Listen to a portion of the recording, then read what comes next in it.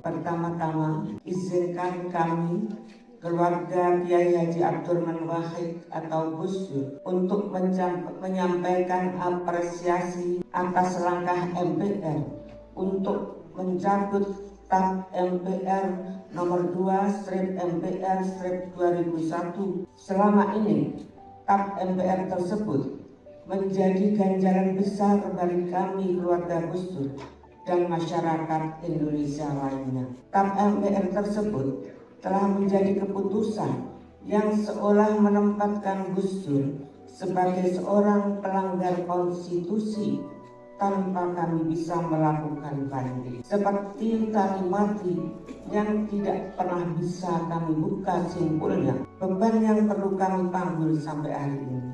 Walaupun dengan lahirnya TAP nomor 1/MPR/2023 mengenai peninjauan terhadap materi dan status hukum ketetapan MPRS dan ketetapan MPR RI tahun 1960 sampai dengan tahun 2002. TAP MPR nomor 2/MPR/2001 secara otomatis tidak berlaku. Namun pada kenyataannya ia masih dipakai sebagai rujukan oleh pemerintah untuk banyak hal. Salah satunya adalah kaitan kurikulum sejarah yang dipelajari anak-anak di sekolah. Karenanya, pencabutan TAP MPR nomor 2/MPR/2001 ini kami harapkan dapat menjadi langkah awal sebuah landasan hukum yang lebih meningkat bagi kepentingan rehabilitasi nama baik Gus Dur ke depan nanti. Kami paham pencabutan TAP MPR tersebut bersama dengan TAP yang MPR yang menjerat Presiden Soekarno dan Presiden Soeharto dimaksudkan sebagai langkah untuk melakukan rekonsiliasi nasional, suatu yang diperjuangkan pula oleh Gus Dur ketika memimpin bangsa hingga akhir hayatnya. Namun, kami berpandangan bahwa rekonsiliasi tetap harus berdasar prinsip keadilan agar bisa efektif diterapkan, bukan sekedar basa-basi politik semata. Kami berharap rekonsiliasi ini dapat berjalan sebagaimana terjadi di Afrika Selatan semasa Nelson Mandela maupun yang terjadi di Timor Leste pada kemerdekaannya. Maka kami keluarga Gus Dur menyambut proses rekonsiliasi ini dengan catatan dilakukan tidak dengan setengah hati. Dalam konteks Gus Dur, perlu ada pelurusan sejarah bahwa Gus Dur tidak pernah melakukan tuduhan yang dialamatkan kepada beliau. Banyak ahli hukum tata negara yang bisa bersaksi bahwa Gus Dur telah mengalami apa yang dinamakan sebagai kudeta parlementer, sebuah kerancuan proses politik, mengingat Indonesia tidak menganut sistem demokrasi parlementer, namun menganut sistem presidensial. Berbagai tuduhan dialamatkan kepada Gus Dur melalui prosedur yang salah dan saling tabrak, dan sampai detik ini tidak ada satupun dari tuduhan tersebut yang terbukti.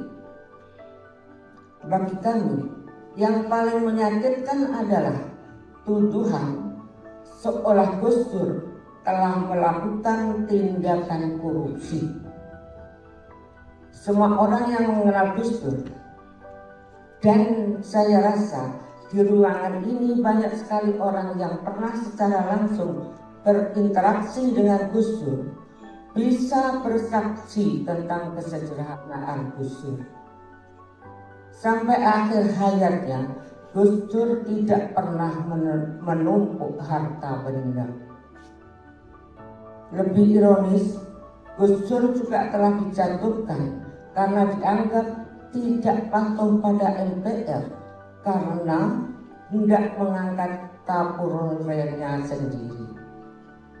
Kewenangan yang menjadi ranah dari kekuasaan eksekutif dan saat itu hendak dicampuri oleh ranah legislatif. Anomali dalam berdemokrasi inilah yang perlu dikoreksi secara total. Kami pihak keluarga Gus Dur tidak pernah menyimpan dendam terhadap siapapun yang terlibat dalam pelanggaran Gus Dur dari kursi kepresidenan.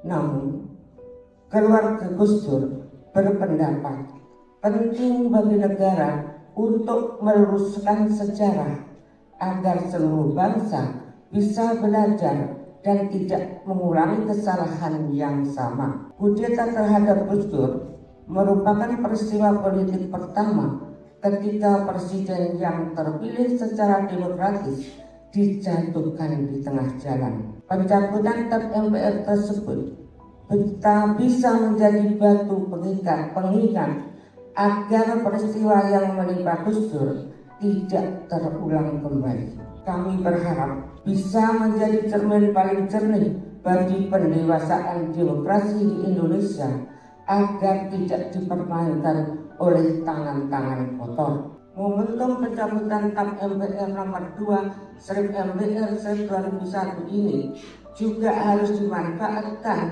untuk mendesakkan berlakunya demokrasi yang esensial di negara ini, bukan demokrasi prosedural yang rentan direkayasa. Dengan begitu, tidak ada lagi pihak-pihak yang dapat dengan bebas melakukan rekayasa politik untuk menjatuhkan kekuasaan yang sah ataupun mengakali demokrasi untuk kepentingan diri dan kelompoknya semata. Apa yang terjadi pada Gus Dur tidak boleh berlangsung lagi di negara ini. Karena itu, kami memandang dua langkah yang konkret yang bisa diupayakan setelah pencabutan TAP MPR nomor 2/MPR/2001.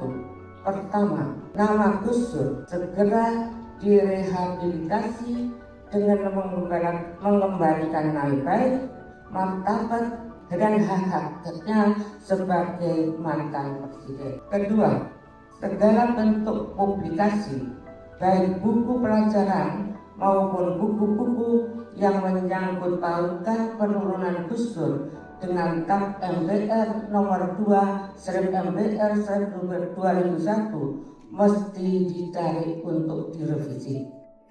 Kami memahami bahwa apa yang kami sampaikan bukan hal yang mudah untuk dilakukan. Kami memahami realita politik di negara ini di mana banyak elit politik merasa lebih mudah untuk mengabaikan nilai etika moral agar bisa terus berkuasa. Sikap tanpa kompromi seperti yang ditunjukkan Gus Dur pada akhirnya membuat Gus Dur tersungkur dari kekuasaan. Namun kehilangan kekuasaan ternyata tidak membuat Gus Dur kehilangan cinta dari masyarakat. Kemanapun kami pergi, banyak orang masih berkata baik tentang Gus Dur dan mengenang bahkan merindukan Gus Dur, sehingga makamnya sampai hari ini tidak pernah sepi dari peziarah. Sebagian bahkan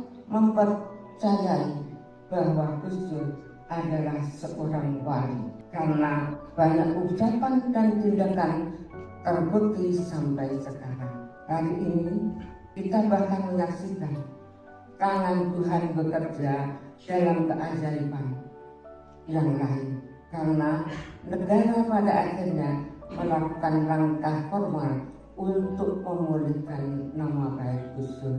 Satu pelajaran yang bisa dipetik dari semua ini adalah kita harus selalu percaya ketika kita memperjuangkan kepentingan rakyat banyak, keadilan akan datang walaupun mungkin jalannya sangat lambat.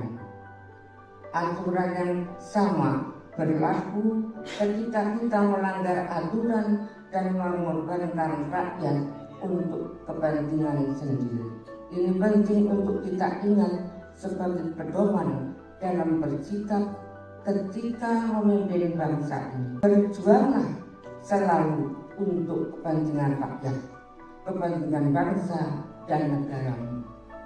Semoga proses rekonsiliasi ini bisa menjadi obor penerang bagi kemajuan bangsa Indonesia ke depan. Akhirnya, izinkan saya untuk menutup sambutan ini dengan mengutip Nelson Mandela yang mengatakan, rekonsiliasi tidak berarti melupakan atau mencoba mengukur rasa sakit akibat konflik.